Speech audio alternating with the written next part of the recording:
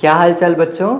ये हमारा चौथा वीडियो होगा और इस वीडियो में हम लोग बात करेंगे रेस्पिरेशन के बारे में पूरे डिटेल में बात करेंगे। और इससे पहले भी 3 वीडियो बन चुका है, अपलोड हो चुका है और आप देख भी रहे होंगे। तो उन तीनों वीडियो में रेस्पिरेशन से पहले वाले जितने भी टॉपिक थे, हर एक टॉपिक, हर एक पॉइंट्स मैंने क्लियर किए। और इस वीडियो को देखने के बाद आप अपने पास जो भी आपके पास किताब होगा, एनसीईआरटी किताब हो या फिर कोई भारतीय भवन का या कोई भी पब्लिकेशन का, या फिर आप सीबीएसई बोर्ड से हैं या फिर आईसीएसई बोर्ड से हैं, किसी भी बोर्ड से हैं, आप अपने प्रीवियस ईयर क्वेश्चन को बनाइएगा तो लगभग सारे क्वेश्चन बन जाएंगे। जो भी आपकी किताब से क्वेश्चन आते हैं या जो भी आसपास के रिलेटेड क्वेश्चन है, मैंने सब क्वेश्चन पे बात की, तो सारे क्वेश्चन भी आपसे बन जाएंगे। और आप जब प्रीवियस ईयर बनाएंगे तो आपको बहुत कॉन्फिडेंस आएगा। और जब वीडियो देखने के बाद जब आप अपना बुक खोलेंगे तो बुक में आपको लगेगा हर बात आपको समझ में आ रहा है, क्योंकि मैंने कोशिश की कि अपने तरीके से नोट्स बना के आपको पढ़ाने से बेहतर है जितना आपकी किताब में लिखा है उसे बढ़िया से समझा दूं, ताकि आप दुनिया के किसी के भी नोट्स से पढ़ेंगे ना तो आपको अच्छा से समझ में आएगा। ठीक है, तो इस वीडियो में हम लोग पूरे डिटेल में बात करने वाले हैं रेस्पिरेशन क्या होता है। तो देखिए, रेस्पिरेशन 2 तरीके के होते हैं। रेस्पिरेशन मतलब होता है, पहले तो हम लोग समझते हैं कि रेस्पिरेशन यानी ब्रीथिंग,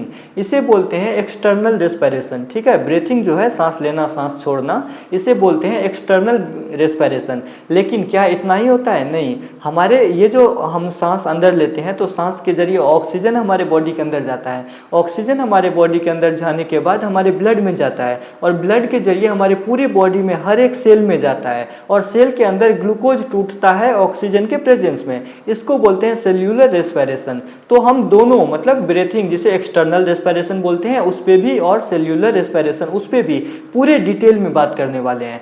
तो देखिए, तो पहला एक्टिविटी ये है कि आपको बोला जाता है कि आप 2 कंटेनर लीजिए, शीशा का 2 गिलास लीजिए। ठीक है, गिलास या कप जो आपके पास है, बड़ा साइज का 2 गिलास लीजिए। दोनों गिलास में आधा तक लगभग लाइम वाटर भर दीजिए। ठीक है, लाइम वाटर आप जानते हैं ना, कैल्शियम हाइड्रोक्साइड। तो कैल्शियम हाइड्रोक्साइड दोनों को भर दीजिए आधा आधा करके। ठीक है, और एक में आप पंप डाल करके उसमें हवा भरिए, 5-7 पंप हवा देके छोड़ दीजिए। और दूसरे में आप पाइप लेकर के मुंह से हवा दीजिए। ठीक है, और छोड़ दीजिए। और आप देखिए किस में मिल्कीनेस जल्दी आता है। मिल्कीनेस मतलब होता है एकदम उजला सा दिखना, दूध की तरह, फिट दूध की तरह उजला दिखना, इसे बोलते हैं मिल्कीनेस। तो आप ऑब्जर्व करेंगे कि किस में मिल्कीनेस जल्दी आता है। तो आप ऐसा पाएंगे कि जिसमें हमने मुंह से हवा दिया था उसमें जल्दी मिल्कीनेस आ गया, और जिसमें हमने मशीन से पंप से हवा दिया था उसमें मिल्कीनेस बहुत देर से आया। ऐसा क्यों हुआ और मिल्कीनेस क्यों आता है? तो देखिए, कभी भी कैल्शियम हाइड्रोक्साइड में अगर कार्बन डाइऑक्साइड डाला जाता है तो वो कैल्शियम कार्बोनेट बना लेता है, और कैल्शियम कार्बोनेट मिल्कीनेस दिखाता है, एकदम दूध की तरह फिट हो जाता है। तो ये मिल्कीनेस क्यों आता है? कैल्शियम कार्बोनेट के बनने की वजह से। और कैल्शियम कार्बोनेट कब बनता है? जब कैल्शियम हाइड्रोक्साइड में कार्बन डाइऑक्साइड को डाला जाता है। और पंप के जरिए जो हमने हवा दिया था वो तो एटमॉस्फेयर का हवा था, पंप में तो अपना कुछ है नहीं, वो तो एटमॉस्फेयर का हवा खींच लिया और उसके अंदर डाल दिया। आप जानते होंगे एटमॉस्फेयर में 78 यानी 78% नाइट्रोजन होता है। ठीक है, लगभग 21% ऑक्सीजन होता है और लगभग 0.3%, इससे भी कम, मतलब 0.3% से भी कम कार्बन डाइऑक्साइड होता है। मतलब एटमॉस्फेरिक एयर में कार्बन डाइऑक्साइड बहुत कम होता है। और हमने जो पंप से हवा दिया था उसमें लाइम वाटर में, तो वो मिल्की तुरंत नहीं हुआ। क्यों नहीं हुआ? क्योंकि एटमॉस्फेयर में जो कार्बन डाइऑक्साइड का कंटेंट है वो बहुत कम है। ठीक है, इसीलिए वो बहुत देर से मिल्कीनेस आया उसमें। लेकिन जिस कंटेनर में हमने पाइप लगा करके और मुंह से हवा दिया था उस कंटेनर में जल्दी से मिल्कीनेस आता है। और जल्दी क्यों आता है? ये जल्दी इसीलिए आता है क्योंकि हम जो सांस छोड़ते हैं उसमें कार्बन डाइऑक्साइड ज़्यादा होता है। क्योंकि हम जो सांस छोड़ते हैं उसमें नाइट्रोजन तो 78% ही होता है, क्योंकि हम सांस भी लेते हैं 78% और छोड़ते भी हैं। नाइट्रोजन तो हमारी बॉडी में यूज होता नहीं है सांस के जरिए, तो नाइट्रोजन तो उतना ही निकल जाता है। लेकिन ऑक्सीजन जो 21% था वो घट करके 15-16% आ जाता है, और कार्बन डाइऑक्साइड जो 0.3% से भी कम था वो लगभग 3-4% आ जाता है। मतलब कार्बन डाइऑक्साइड तो बहुत बढ़ गया। तो इसी वजह से जिस हवा को हमने मुंह से छोड़ करके उस कंटेनर में दिया था उसमें जल्दी मिल्कीनेस आता है, क्योंकि उस एयर में कार्बन डाइऑक्साइड ज़्यादा होता है। तो इससे ये साबित होता है कि हम जो सांस छोड़ते हैं उसमें कार्बन डाइऑक्साइड ज़्यादा होता है। तो ये पहला एक्टिविटी खत्म हुआ। हम बात करते हैं रेस्पिरेशन के बारे में। देखिए रेस्पिरेशन दो तरह के होते हैं, एक तो एक्सटर्नल रेस्पिरेशन जिसको ब्रीथिंग बोलते हैं, मतलब सांस लेना छोड़ना, और दूसरा होता है इंटरनल रेस्पिरेशन जिसको सेल्यूलर रेस्पिरेशन भी बोलते हैं, जो सेल के अंदर होता है। इन दोनों पे हम लोग डिटेल में अभी बात करेंगे। देखिए एक्सटर्नल रेस्पिरेशन यानी ब्रीथिंग, सांस लेना छोड़ना। हम लोग सांस कैसे लेते हैं? तो हम लोग क्या करते हैं, अपना रिब्स जो होता है, रिब्स यानी ये फेफड़ा को जो चारों ओर से कवर किया रहता है, ये हड्डी इस तरह का, ये बोन जैसे आप पिक्चर में देखिए, तो ये इसे रिब्स बोलते हैं। तो रिब्स बाहर की तरफ फैलता है, ठीक है, रिब्स बाहर की तरफ फैलता है। और डायफ्राम जानते हैं ना, फेफड़ा के नीचे जो मसल होता है इस तरह डायफ्राम होता है, डायफ्राम ऊपर की तरफ इस तरह होता है। लेकिन जब हम सांस लेने लगते हैं तो डायफ्राम ऐसे नीचा चला जाता है, डायफ्राम नीचा चला जाता है। क्यों नीचा जाता है? ताकि ये वॉल्यूम बढ़ जाए, चेस्ट का ये थोरेसिक वॉल्यूम जो है ये बढ़ जाए। ये वॉल्यूम बढ़ेगा तो बाहरी हवा आसानी से अंदर आ पाएगा और हम ज़्यादा से ज़्यादा सांस ले सकेंगे, ठीक है। तो ये होता है ब्रीथिंग के दौरान, इसको बोलते हैं मैकेनिज्म ऑफ ब्रीथिंग। अब देखिए हम जो सांस लेते हैं तो ये सांस कैसे हमारे अंदर जाता है, फेफड़ा के अंदर कैसे जाता है? तो हम जो सांस लेते हैं तो हवा सबसे पहले हमारे नाक के अंदर जाता है, और नाक का जो ये दोनों छेद है इसे बोलते हैं नोस्ट्रिल्स, ठीक है, इसे बोलते हैं नोस्ट्रिल्स। नोस्ट्रिल्स होकर के सांस हमारे फेरिंग्स में जाता है। फेरिंग्स यानी जहाँ पे खाना और सांस, हवा दोनों एक साथ मिलता है। फेरिंग्स में खाना भी जाता है और सांस भी जाता है, इसीलिए हम मुंह से भी सांस ले सकते हैं और नाक से भी, क्योंकि फेरिंग्स में दोनों एक जगह खुलता है, ठीक है, वहाँ सांस भी वहीं से जाता है और खाना भी वहीं से जाता है, फेरिंग्स से। तो नोस्ट्रिल्स होके हवा हमारे फेरिंग्स में जाता है। फेरिंग्स के नीचे हमारे लैरिंग्स होता है, लैरिंग्स को आप वॉइस बॉक्स बोलते हैं। गला पे यहाँ हाथ देंगे तो यहाँ थोड़ा सा फूला हुआ सा लगेगा, यही है वॉइस बॉक्स, इसको बोलते हैं लैरिंग्स। तो सबसे पहले नोस्ट्रिल्स में हवा जाएगा, नोस्ट्रिल्स के बाद फेरिंग्स में जाएगा, फेरिंग्स से लैरिंग्स में जाएगा, लैरिंग्स से ये जो विंड पाइप है, विंड पाइप को क्या बोलते हैं? ट्रेकिया, ट्रेकिया में जाएगा। और ट्रेकिया से, देखिए ये ट्रेकिया है, ट्रेकिया, ठीक है, विंड पाइप है। विंड पाइप कुछ दूर तक अंदर जाता है और वहाँ से दो भाग में बढ़ जाता है। ये जो दोनों पाइप निकला यहाँ से, विंड पाइप, इसे ट्रेकिया बोलेंगे। ट्रेकिया से जो ये दोनों पाइप निकला इसको बोलेंगे ब्रोंकाई, ठीक है, इसे बोलेंगे ब्रोंकाई। और ब्रोंकाई से भी कई सारे पाइप निकल जाते हैं, उसको बोलते हैं ब्रोंक्यूल्स। ये सब आपके बुक में लिखा हुआ है और आपको याद भी करना है, क्योंकि आपको शॉर्ट टाइप क्वेश्चन में आएगा, define the passage of air in our respiratory tract, मतलब हवा कैसे पास करता है हमारे रेस्पिरेटरी ट्रैक में। तो आपको बताना होगा कि पहले हवा हमारे नोस्ट्रिल्स होकर के फेरिंग्स में आता है, फिर हमारे वॉइस बॉक्स जिसको लैरिंग्स बोलते हैं, लैरिंग्स होकर के ट्रेकिया में आता है, ट्रेकिया से दो भाग बढ़ जाता है, क्या क्या? ब्रोंकाई, उसे बोलते हैं ब्रोंकाई। ब्रोंकाई से बहुत सारे निकल जाते हैं पाइप, उसे बोलते हैं ब्रोंक्यूल्स। और ब्रोंक्यूल से फाइनली ब्रोंक्यूल्स के लास्ट में, मतलब terminal end of bronchioles contain a sac like structure called alveoli, मतलब ब्रोंक्यूल और आगे जाएगा तो वहाँ पे एक छोटा छोटा बैलून या फिर एक बोरी के आकार का छोटा छोटा स्ट्रक्चर बना होता है, उसको बोलते हैं अल्वियोलाई, ठीक है। और अल्वियोलाई में गैसेस एक्सचेंज होता है, मतलब कार्बन डाइऑक्साइड अंदर का बाहर निकलता है और बाहर का अंदर जाता है, ब्लड में जाता है। इस पे हम बात करेंगे डिटेल में। अब देखिए हम जो सांस लेते हैं वो तो हमारे नाक में जाता है, नाक के अंदर, जिसको बोलते हैं नोस्ट्रिल्स। नोस्ट्रिल्स के अंदर हेयर्स होते हैं, हेयर्स यानी बाल, नाक के अंदर बाल होते हैं ये, और बाल के साथ ही कुछ म्यूकस होता है। म्यूकस यानी चिपचिपा लिक्विड, नाक में चिपचिपा लिक्विड होता है ना, उसे बोलते हैं म्यूकस। तो नाक के अंदर जो हेयर्स होते हैं और म्यूकस होता है, इसका क्या काम होता है? इसका दो काम होता है, काम और भी होते हैं, मैं आपको दो बताता हूँ जो आपके सिलेबस में है। पहला काम, ये जो धूल होता है, धूल मिट्टी को ये अपने ऊपर चिपका लेता है ताकि धूल अंदर न जा सके, ये पहला काम हुआ। जैसे आप क्या कीजिए, तो एक डंडा लीजिए, डंडा लकड़ी का या बांस का या कोई भी एक डंडा लीजिए और डंडा को गीला कर लीजिए, उस पर पानी लगा दीजिए और उसे ज़मीन पे घिसिए, और घिसने के बाद आप देखेंगे बहुत सारा धूल उस पर चिपक जाता है। बिल्कुल इसी तरह जब हम सांस लेते हैं तो सांस में जितने भी डस्ट होते हैं, डस्ट पार्टिकल्स, और वो सारे इस बाल पे चिपक जाते हैं, क्योंकि नाक के अंदर जो हेयर्स होते हैं उस पर म्यूकस लगा होता है, म्यूकस चिपचिपा होता है। और दूसरा काम ये कि ये जो म्यूकस हैं और ये जो हेयर्स हैं, ये जो सांस लेते हैं हवा को, तो हवा का टेम्परेचर को भी रेगुलेट करता है, समझिए, टेम्परेचर को मेंटेन करता है। मान लीजिए ठंड के समय में हवा तो बहुत ठंड होती है, ठंड हवा को जो हम सांस लेते हैं तो वो हवा जब हमारे फेफड़ा में जाता है तो वो ठंड नहीं रहता, वो थोड़ा गर्म हो जाता है, ताकि फेफड़ा में इरिटेशन ना हो, फेफड़ा में परेशानी ना आए, इसीलिए वो हवा गर्म हो जाता है। तो उस हवा को गर्मी कहाँ से आया? यही नाक अपना गर्मी देता है, ठीक है। ये जो हेयर्स होते हैं और म्यूकस होते हैं, ये सब अपना गर्मी उस हवा को दे देता है, मतलब ये तो अपना गर्मी उस हवा को दे दिया, जो हवा हमारे फेफड़ा में गया, तो हवा को तो अपना गर्मी दे दिया, तो ये ठंडा हो जाता है, और ये ठंडा होता है तो हमारे नाक को ठंडा कर देता है, इसीलिए ठंड में हमारा नाक बहुत ठंडा हो जाता है। तो ये हो गए हमारे नोस्ट्रिल्स। अब नोस्ट्रिल्स के अंदर जाएंगे तो फेरिंग्स, जिसके बारे में मैंने बताया कि ये कॉमन पैसेज होता है, यहाँ भोजन भी आता है और हवा भी आता है, दोनों यही फेरिंग्स होके जाता है। फेरिंग्स होके हवा जो है वो ट्रेकिया में चला जाता है, लैरिंग्स होके ट्रेकिया में चला जाता है, और भोजन जो होता है वो फेरिंग्स होकर के फूड पाइप में चला जाता है। ठीक है, तो फेरिंग्स कॉमन ओपनिंग होता है फूड और एयर के लिए।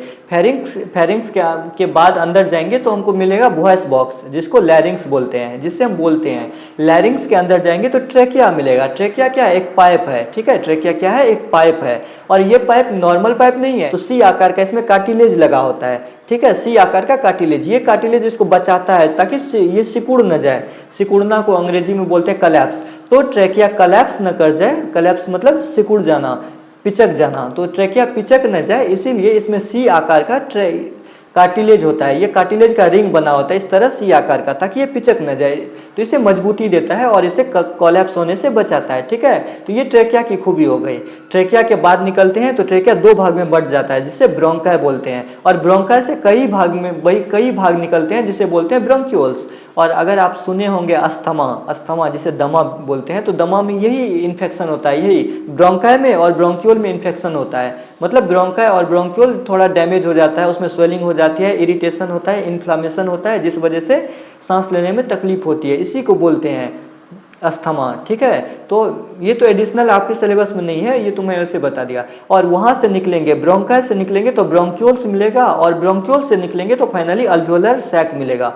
अब हम बात करते हैं अल्वियोलर सैक के ऊपर। ये अल्वियोला कैसे दिखता है? ये छोटा छोटा बैलून की तरह, इस तरह फूला हुआ बैलून की तरह दिखता है, और अल्वियोला सरफेस एरिया बढ़ाता है। बहुत सारे होते हैं हमारे फेफड़ा में, और ये हमारे फेफड़ा का सरफेस एरिया यानी सतह को बहुत बढ़ा देता है। क्यों बढ़ाता है? ताकि जितना सरफेस एरिया होगा उतना गैस का डिफ्यूजन बढ़ेगा, मतलब अंदर का कार्बन डाइऑक्साइड उतना बाहर आएगा और बाहर का ऑक्सीजन उतना अंदर जाएगा। ठीक है, और अल्वियोला के बारे में एक पॉइंट आपकी किताब में लिखा हुआ है कि ये लगभग 80 मीटर स्क्वायर होता है। एक एडल्ट इंसान का फेफड़ा में जो फेफड़ा के अंदर जो अल्वियोला होता है, तो अल्वियोला का अगर टोटल अल्वियोला को इस तरह प्लेन कर दिया जाए, टोटल अल्वियोला को काट करके एकदम प्लेन कर दिया जाए और उसका सरफेस एरिया नापा जाए, तो लगभग 80 मीटर स्क्वायर होता है।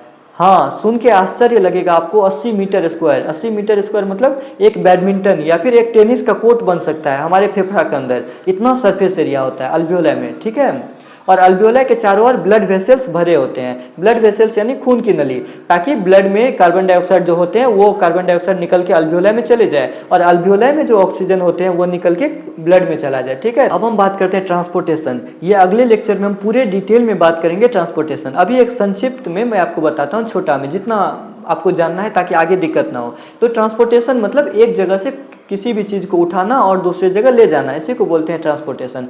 हमारे बॉडी में ऑक्सीजन, गैस में तो ऑक्सीजन और कार्बन डाइऑक्साइड दो ही का ट्रांसपोर्टेशन होता है ब्लड में, तो ब्लड करता है ट्रांसपोर्टेशन का काम। ब्लड में भी ऑक्सीजन जो होते हैं, ऑक्सीजन ज़्यादा ब्लड में नहीं घुलते, तो ऑक्सीजन को कैरी करने के लिए कुछ स्पेशल स्ट्रक्चर होते हैं, पिगमेंट होते हैं, जिसे बोलते हैं हेमोग्लोबिन। आप सबने सुना होगा। और हेमोग्लोबिन कहाँ होता है? आरबीसी के अंदर भरा होता है। ठीक है, हेमोग्लोबिन कहाँ होता है? आरबीसी के अंदर।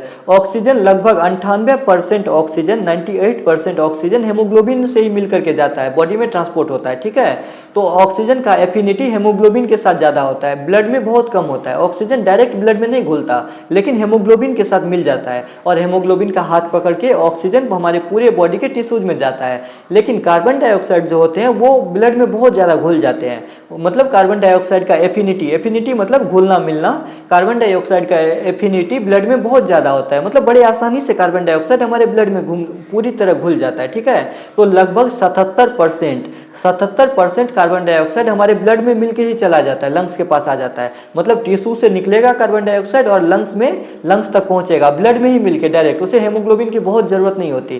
23% कार्बन डाइऑक्साइड हेमोग्लोबिन से मिलके आता है हमारे लंग्स के पास, लेकिन 77% डायरेक्ट ब्लड में मिलके आ जाता है। लेकिन ऑक्सीजन की बात करें तो ऑक्सीजन डायरेक्ट ब्लड में मिलके नहीं जाता, लगभग 98% ऑक्सीजन। ये आपको डाटा याद नहीं रखना, 98-77% कुछ भी नहीं, आपको बस याद इतना रखना है कि ऑक्सीजन जो होते हैं ब्लड में कम घुलता है, इसीलिए ऑक्सीजन को कैरी करने के लिए हमारे आरबीसी के अंदर हेमोग्लोबिन भर भर के होता है, और कार्बन डाइऑक्साइड ब्लड में ज़्यादा घुल जाता है, इसीलिए कार्बन डाइऑक्साइड ब्लड में मिलके ही चले आता है लंग्स के पास, ठीक है। अब हम लोग बात करते हैं ब्रीथिंग, मतलब जो सांस हम लेते हैं, तो हम तो जमीन पे रहते हैं, या हमारे तरह जो भी ऑर्गेनिज्म है जो जमीन पे रहते हैं वो भी सांस लेते हैं, लेकिन कुछ ऐसे ऑर्गेनिज्म होते हैं जो पानी के अंदर होते हैं, वो कैसे सांस लेते हैं, तो वो भी पानी के अंदर सांस लेते हैं। जैसे मछली, आप खुद को देखिए, आप एक स्टॉप वॉच लगाइए और 1 मिनट में देखिए आप कितनी बार सांस लेते हैं। लगभग हम लोग 10 से 12 बार 15 बार तक सांस लेते हैं, उससे भी कम, मतलब 10-12 बार मुश्किल से सांस लेते हैं 1 मिनट में, लगभग 1 मिनट में 12 बार सांस लेते हैं। लेकिन जो एक्वेरियम जानते हैं ना, वो जो मछली को शीशा में पालते हैं उसको बोलते हैं एक्वेरियम। आप एक्वेरियम की एक मछली को बहुत देर तक ऑब्जर्व करिएगा तो आपको ऐसा मिलेगा कि वो जो मछली है वो मछली लगभग 1 मिनट में 35 से 40 बार, ज़्यादा ही 40 से ज़्यादा ही बार सांस लेती है। वो सांस कैसे लेती है, तो वो मुंह से पानी को अंदर ले लेती है, मुंह से पानी को निगल लेती है और गिल्स के ऊपर में कवर होता है, जैसे आप कवर को हटाते हैं तो गिल्स दिखता है मछली में, तो उस कवर को बोलते हैं ओपरकुलम। ये आपकी किताब में लिखा हुआ है ओपरकुलम। तो गिल्स के ऊपर का जो कवर होता है उसे बोलते हैं ओपरकुलम। ओपरकुलम के अंदर में होता है गिल्स। तो मछली क्या करती है, पानी मुंह में लेती है और गिल्स के जरिए पानी को निकाल देती है। पानी तो बाहर निकल गया, लेकिन पानी में जो ऑक्सीजन डिजॉल्व था वो रह गया, मतलब गिल्स में फिल्टर हो गया। गिल्स में जाने के बाद पानी तो निकल जाता है, लेकिन जो ऑक्सीजन बचता है वो निकल करके उसके ब्लड में चला जाता है, मछली के ब्लड में चला जाता है, ठीक है। तो मछली ऐसे सांस लेती है, लेकिन मछली लगभग 45 बार, 40 से 45 बार सांस लेती है हर मिनट। क्यों इतनी बार मुंह खोलती है, पानी में जो मुंह खोलती है तो वो सांस ही लेती है। तो इतनी बार मछली मुंह क्यों खोलती है, इसीलिए मुंह खोलती है क्योंकि पानी में ऑक्सीजन बहुत कम होता है।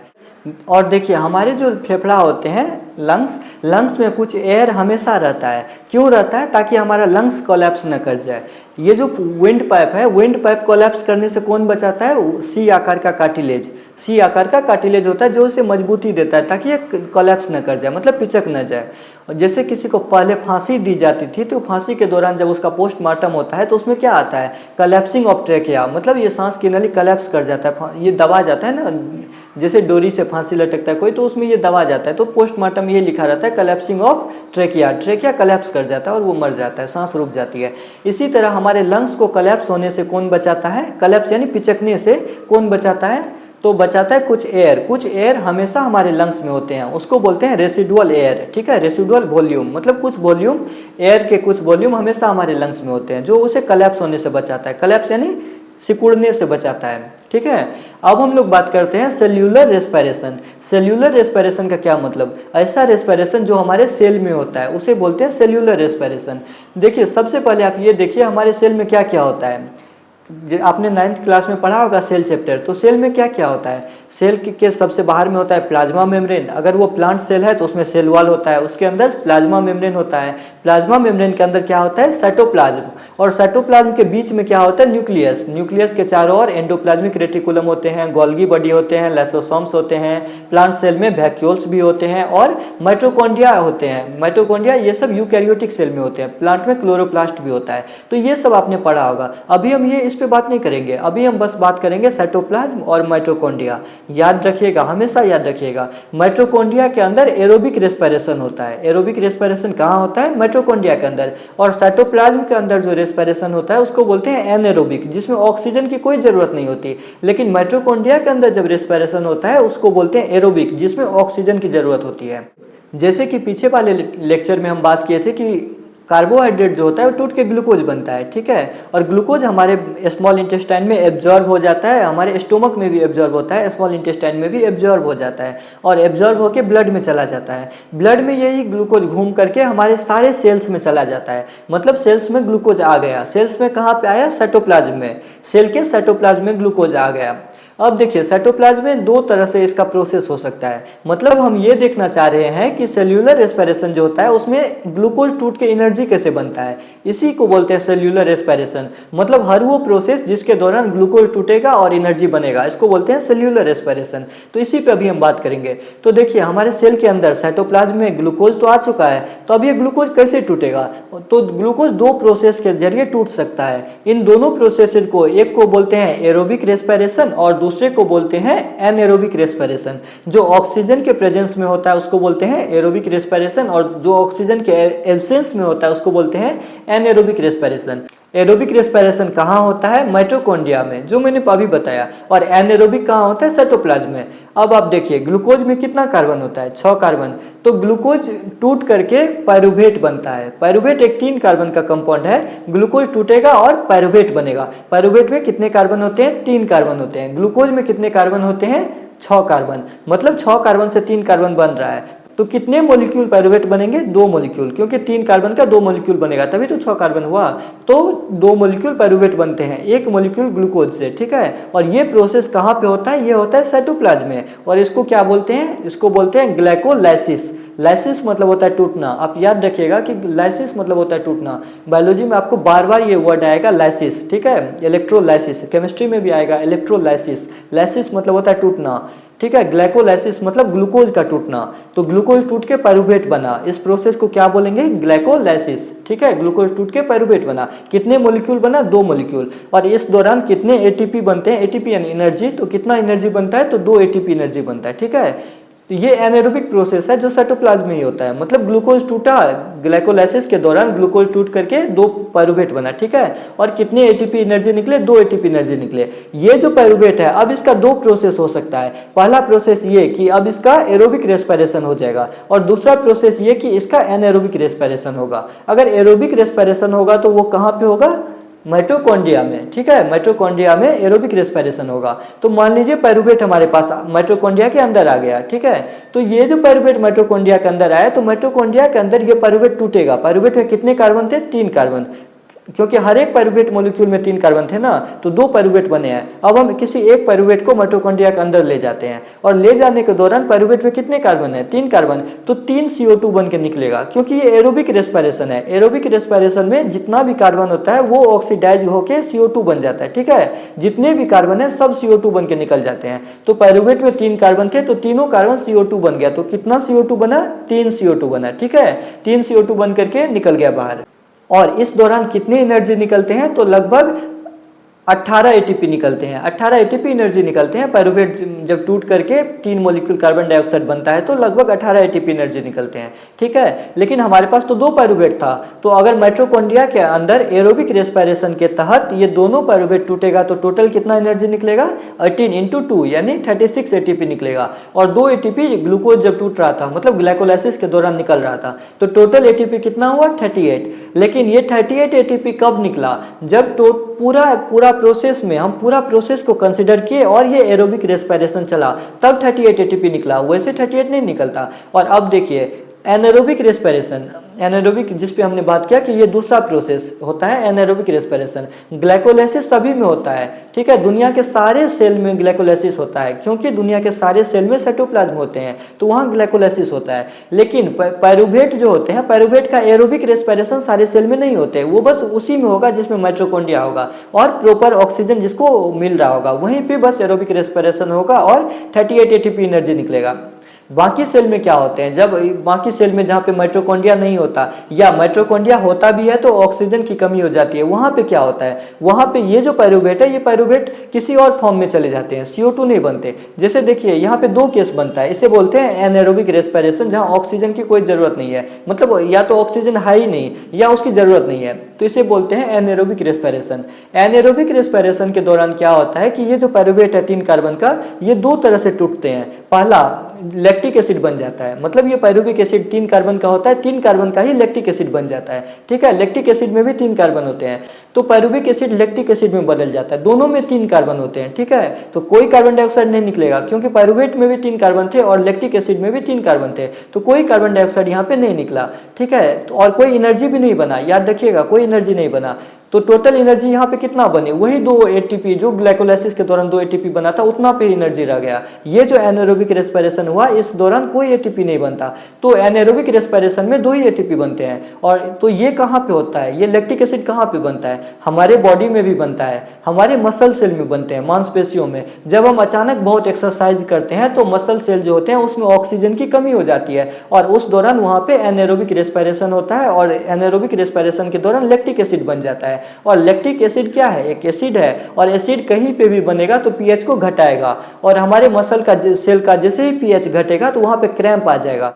जैसे आप क्या करिए, तो कभी अचानक किसी एक दिन बहुत मेहनत कीजिए, बहुत ज़्यादा वर्क कीजिए, एक्सरसाइज कीजिए, खेलिए कूदिए बहुत ज़्यादा, और फिर सो जाइए। सुबह जब उठेंगे तो आपके पूरे बॉडी में दर्द होगा, वही है क्रैम्प, उसी को बोलते हैं मसल क्रैम्प। मसल क्रैम्प क्यों आता है? क्योंकि वहाँ लैक्टिक एसिड बन जाता है। लैक्टिक एसिड क्यों बनता है? क्योंकि प्रॉपर ऑक्सीजन की सप्लाई नहीं होती है और एनारोबिक रेस्पिरेशन होता है। तो ये एनारोबिक रेस्पिरेशन के दौरान लैक्टिक एसिड हमारे मसल सेल में बन जाता है, जिस वजह से क्रैम्प आता है। और दूसरा ये कि ये जो पायरुवेट है, ये पायरुवेट लैक्टिक एसिड ना बने, लेकिन 2 कार्बन का इथेनॉल बन जाए। इथेनॉल तो आप जानते हैं ना, इससे पीछे जब आप कार्बन कंपाउंड पढ़े होंगे तो आप वहाँ पढ़े होंगे 2 कार्बन का इथेन होता है, और इथेन में अगर एक H हटा करके OH लगा देते हैं तो वो अल्कोहल ग्रुप लगा देते हैं तो वो इथेनॉल बन जाता है, मतलब C2H5OH, तो इथेनॉल बन जाता है। पायरुवेट में 3 कार्बन था, इथेनॉल में 2 ही कार्बन है, मतलब एक कार्बन तो घट गया तो एक CO2 निकलेगा।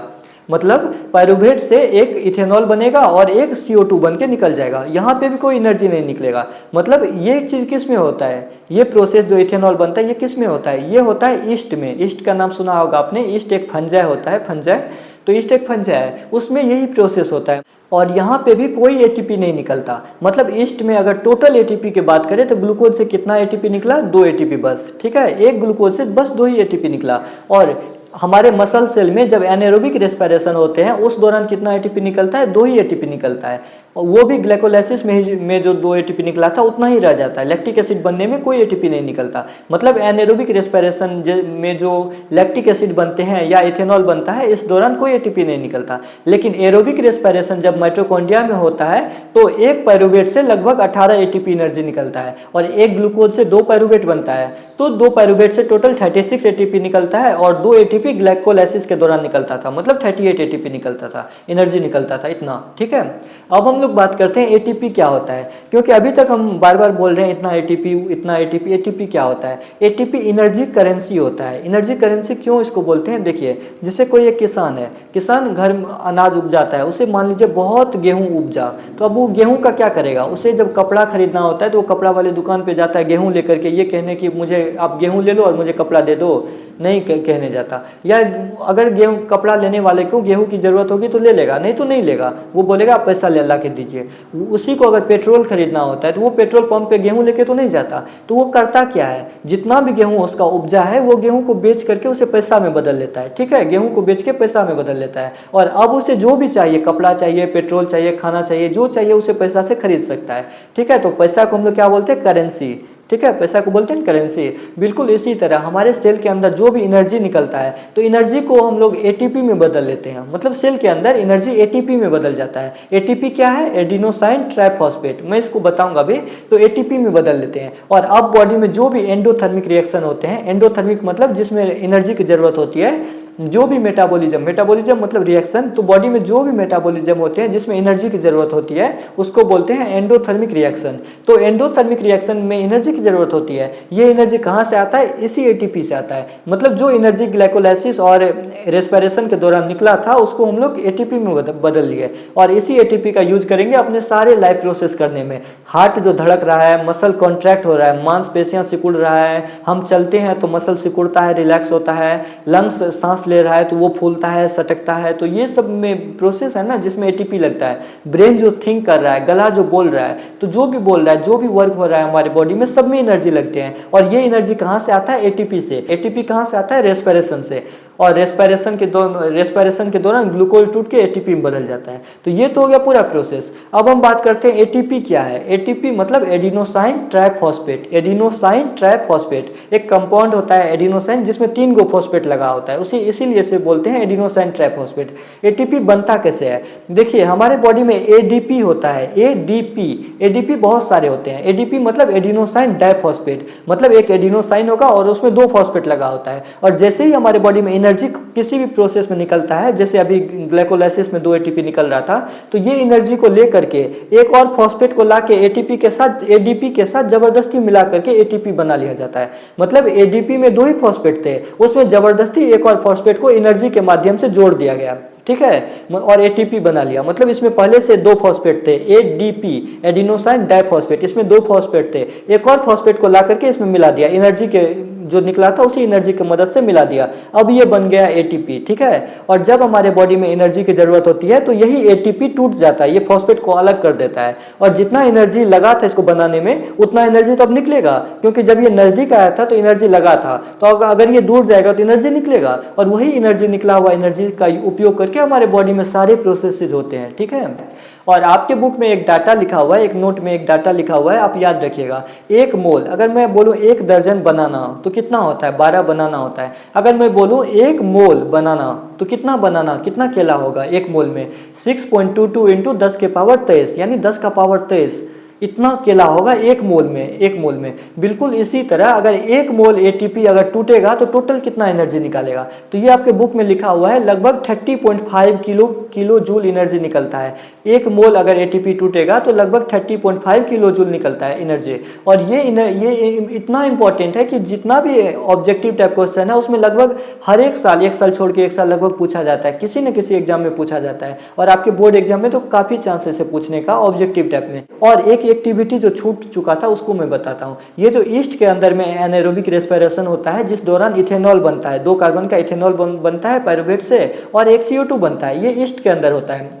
तो आपको एक एक्टिविटी है 6.5, शायद 6.5 एक्टिविटी है, इस दौरान आपको बोलता है कि आप एक काम कीजिए, एक इस तरह का बर्तन लीजिए, ठीक है, शीशा का, ये आपके घर में नहीं मिलेगा, ये लेबोरेटरी में मिलता है ऐसा बर्तन शीशा का, ठीक है। उसका एक मुंह बंद कर दीजिए और दूसरे मुंह से उसमें कुछ पानी डाल दीजिए और कुछ चीनी उसमें डाल दीजिए और कुछ ईस्ट उसमें मिला दीजिए। तो ईस्ट क्या करता है, चीनी को तोड़ करके ग्लूकोज बनाता है, ग्लूकोज को तोड़ करके पायरुवेट बनाता है, और पायरुवेट को तोड़ करके इथेनॉल बनाता है और CO2 बनाता है। अब आपको बोल रहा है कि दूसरा मुंह जो है, दूसरा मुंह, एक मुंह तो आप बंद कर दिए, इस तरह का जो बर्तन आपके पास है तो उसमें तो पानी है, पानी में शुगर है, ईस्ट है, और दूसरा मुंह आप बंद कर दिए, और ये पहला मुंह जो है इसे एक गिलास में डुबा दीजिए, ठीक है, और गिलास में कैल्शियम हाइड्रोक्साइड को डाल दीजिए, जिसको लाइम वाटर बोलते हैं। तो आप अनुभव करेंगे कुछ समय बाद ये लाइम वाटर जो है मिल्की हो जाएगा। ये मिल्की क्यों होता है, क्योंकि इसमें CO2 मिला, क्योंकि हम जानते हैं ना लाइम वाटर मिल्की कब होता है, जब उसमें CO2 मिलता है, जरूर CO2 निकला होगा और इसमें मिला होगा, तभी तो ये कैल्शियम हाइड्रोक्साइड यानी लाइम वाटर मिल्की हो गया।